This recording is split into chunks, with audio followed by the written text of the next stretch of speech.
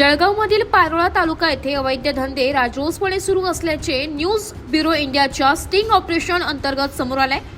दिनांक 13 मे 2025 रोजी जळगावमधील पारोळा तालुका परिसरात आमचे प्रतिनिधी यांनी अवैध धंदे सुरू असलेल्या ठिकाणी स्टिंग ऑपरेशन केले असता तसेच त्या ठिकाणी जाऊन आढावा घेतला असता तर सदर अवैध धंदे हे राजरोसपणे कोणाची भीती नसल्यासारखे चालू असल्याचं निदर्शनास आले।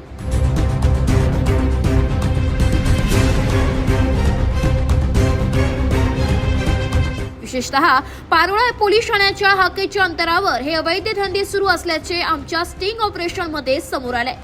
शहरात सध्या गल्लोगल्ली मटका आणि ऑनलाईन लॉटरी अवैध धंदे सुरू असून शहरातील डॉक्टर आंबेडकर चौक परिसराला देखील या व्यवसायाने वेढा घातलाय। अवैध धंदे चालकांवर पोलिसांचा वचक नसल्याचं यामार्फत समजते। तसेच हे मटका व्यावसायिक आपले कोणी काही बिघडू शकत नाही या अविर्भावात असल्याचं समोर आलंय।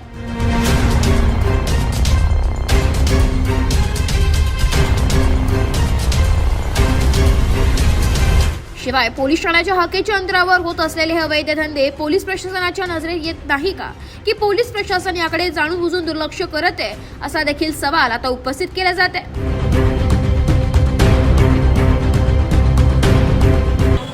पारोळा पोलीस स्टेशनच्या अंतर्गतच अवैध धंदे चालू आहेत तरी पेयांचे दुर्लक्ष। हाकेच्या अंतरावरनं पोलीस स्टेशनच्या जवळ सत्याची पिढी चालू आहे तरी पारोळा पेयांचे दुर्लक्ष होत आहे। याला प्रशासन जबाबदार आहेत का पोलीस डिपार्टमेंट?